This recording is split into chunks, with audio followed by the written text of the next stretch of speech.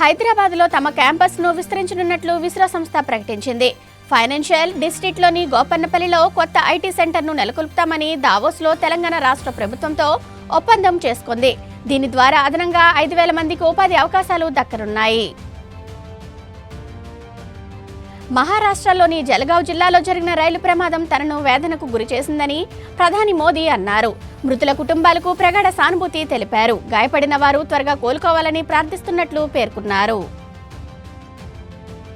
తెలంగాణలో ఏడాదిలోపే 2 లక్షల ఉద్యోగాలు కల్పిస్తామని కాంగ్రెస్ ప్రభుత్వం చెప్పిందని, త్వరగా వాటిని భర్తీ చేయాలని ఎంపీ ఆర్ కృష్ణయ్య డిమాండ్ చేశారు.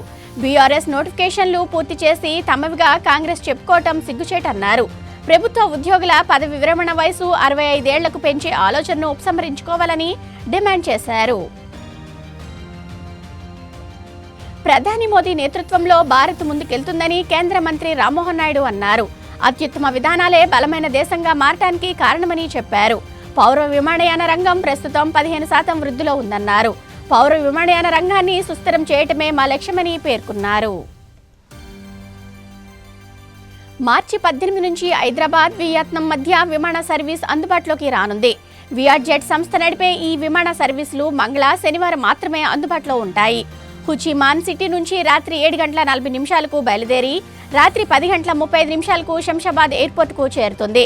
రాత్రి 11:35 శంషాబాద్లో బయలుదేరి తర్వాతి రోజు ఉదయం 5:30 వియత్నాం చేరుతుంది. డైరెక్టర్ సుకుమార్ ఇంట్లో 2వ రోజు ఐటీ సోదాలు కొనసాగుతున్నాయి. అటు పుష్ప 2 నిర్మాతలు రవిశంకర్, నవీన్, చెర్రీ, అభిషేక్ అగర్వాల్ నివాసాలలో 3వ రోజు సోదాలు జరుగుతున్నాయి. దిల్ రాజు కుటుంబం సభ్యుల ఇళ్లతో పాటు సినిమాలకు ఫైనాన్షియల్ ఇచ్చిన కంపెనీల్లో అధికారులు సోదాలు చేస్తున్నారు. అమెరికాలో లాస్ ఏంజల్స్లో కాస్త తగ్గిన కార్చిచ్చు మరో ప్రాంతంలో మొదలైంది. దీంతో క్లాస్ 2 ఇసులేక సమీపంలోని కొండలలో మంటలు విస్తరిస్తున్నాయి. కొన్ని గంటలలోనే సుమారు 8,000కు పైగా ఎకరాలను దహించివేశాయి. ప్రభావిత ప్రాంతాల ప్రజలను అధికారులు ఖాళీ చేయించి సురక్షిత స్థావరాలకు తరలిస్తున్నారు. మోస్తారు నష్టాలలో మొదలైన స్టాక్ మార్కెట్లో ప్రస్తుతం రేంజ్ బౌండ్లో కొనసాగుతున్నాయి. నిఫ్టీ 23,156, సెన్సెక్స్ 76,448 పాయింట్ల వద్ద ట్రేడ్ అవుతున్నాయి. ఐటీ, మీడియా, ఫార్మా, ఆటో షేర్లకు డిమాండ్ కనిపిస్తుంది. Axis bank, Nestle India, SBI, BPCL top losers. రానున్న రోజుల్లో అరకు పార్లమెంట్ పరిధిలో ఎయిర్పోర్ట్ వచ్చే అవకాశం ఉందని ఎంపీ గుమ్మ తనుజారాణి అన్నారు. అరకులో పాస్పోర్ట్ ఆఫీస్ ప్రారంభం కార్యక్రమంలో ఆమె ఈ వ్యాఖ్యలు చేశారు. గతంలో ఏవియేషన్ మినిస్టర్తో జరిగిన సమావేశంలో ఎయిర్పోర్ట్ కావాలని అడగగా సానుకూలంగా స్పందించినట్లు పేర్కొన్నారు.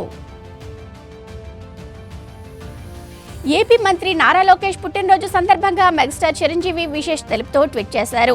ప్రియమైన లోకేష్ కు పుట్టినరోజు శుభాకాంక్షలు. తెలుగు ప్రజలకు సేవ చేయాలనే మీ నిరవరామ కృషి, అభివృద్ధితో ఏపీ మరింత అభివృద్ధి సాధించేలా పాటుపడటం హర్షణీయమని చిరు పేర్కొన్నారు. గణతంత్ర దినోత్సవాన్ని పురస్కరించుకొని ఈ నెల 26న ఉదయం అన్ని స్కూళ్లలో జాతీయ పతాక ఆవిష్కరణ చేయాలని ఏపీ విద్యాశాఖ డైరెక్టర్ విజయరామరాజు ఆదేశించారు.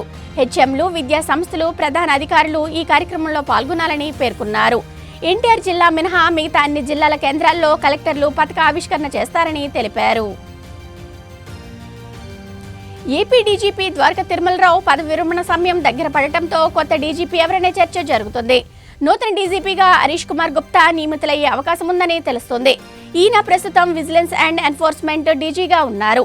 ఎన్నికలప్పుడు హరీష్ ను ఎన్నికల సంఘం డీజీపీగా నియమించిన విషయం తెలిసిందే. ఢిల్లీ కర్తవ్య పథ్లో జరిగే 76వ రిపబ్లిక్ డే పరేడ్లో 26 సెక్టార్లను ప్రదర్శించనున్నారు. ఇందులో 16 రాష్ట్రాలు, కేంద్రపాలిత ప్రాంతాలు, 10 కేంద్ర ప్రభుత్వ సెక్టార్లు ఉన్నాయి. దక్షిణాది నుంచి ఏపీ, కర్ణాటకలకు అవకాశం దక్కగా తెలంగాణకు దక్కలేదు. 400 ఏళ్ల చరిత్ర ఉన్న ఏటికొప్పాక బొమ్మల సెక్టానికి ఏపీ నుంచి స్థానం దక్కింది. జడ్జి అని నమ్మించి పెళ్లి చేసుకుని అధిక కట్నం కోసం వేధిస్తున్న వ్యక్తిని ఏలూరు మహిళా పోలీస్ స్టేషన్ సిబ్బంది అరెస్ట్ చేశారు. నిందితుడు రాజన్న సిరిసిల్ల జిల్లా వేములవాడకు చెందిన నామాల నరేంద్రపై ఇప్పటికే 3 కేసులు ఉన్నాయని ఏలూరు సబ్ డివిజన్ డీఎస్పీ తెలిపారు. వందే భారత్ ట్రైన్లో విశాఖపట్నం పారిపోతుండగా అదుపులోకి తీసుకున్నామని తెలిపారు. నాన్ వెజ్ వంటలు ఘాటుగా ఉండాలంటే వెల్లుల్లి ఉండాల్సిందే. అయితే ధర మాత్రం అందుబాటులో లేదు. తాడేపల్లిగూడెం మార్కెట్లలో కేజీ ధర 450 రూపాయలకి చేరింది. 10 ఏళ్ల తర్వాత ఈ స్థాయిలో ధర పెరిగిందని వ్యాపారులు చెబుతున్నారు.